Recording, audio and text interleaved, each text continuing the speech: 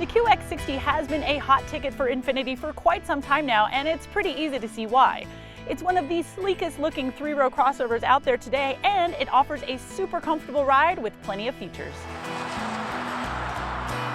The Infiniti QX60 remains pretty much the same as it did last year, save for the addition of a rear seat alert, which will sound an alarm if you leave something like, oh, I don't know, maybe your kids, but probably more like your handbag or your computer in the back seat.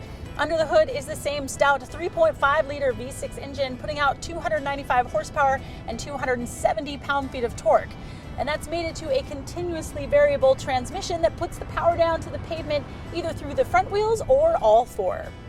It's actually a pretty good powertrain combination. There's a surprising amount of acceleration in this guy.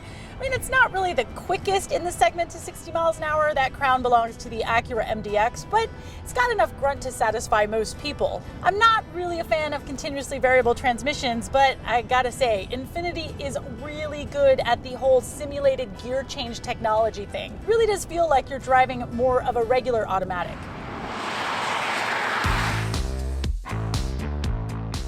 Now, if I want just a little bit more aggressive throttle and transmission inputs, I can just turn the dial on my drive mode selector to Sport, but don't expect your suspension to change. That's going to remain the same across all drive modes: Snow, Sport, Eco, and Normal. And that suspension, my friends, is pretty soft. This guy is tuned for comfort rather than sport.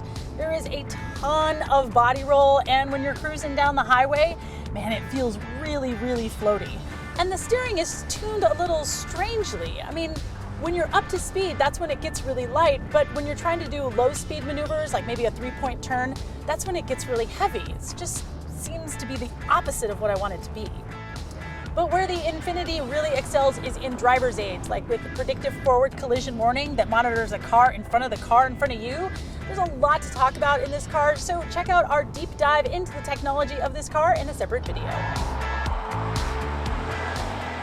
Now, as much as I hate to admit it, most folks just aren't looking to rip their daily driver up the canyons every Sunday, and those that do and need a family hauler, well, they're probably going to look at the aforementioned Acura MDX, maybe the Audi Q7, or the much less expensive Mazda CX-9. Instead, the 2018 QX60 is more for people who appreciate comfort and features. There's 5 USB ports, there's a regular outlet for charging your computer. It's super easy to get into that third row.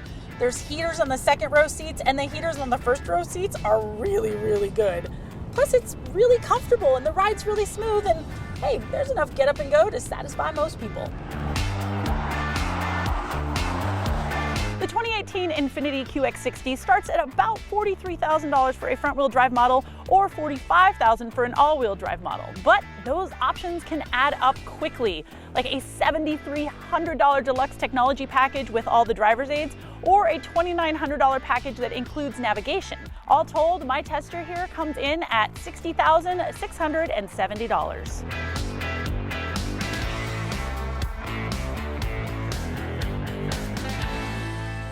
Hey, if you liked this video and you want to see more of the Roadshow Gang, just click on that little subscribe button. We've got plenty of videos coming your way.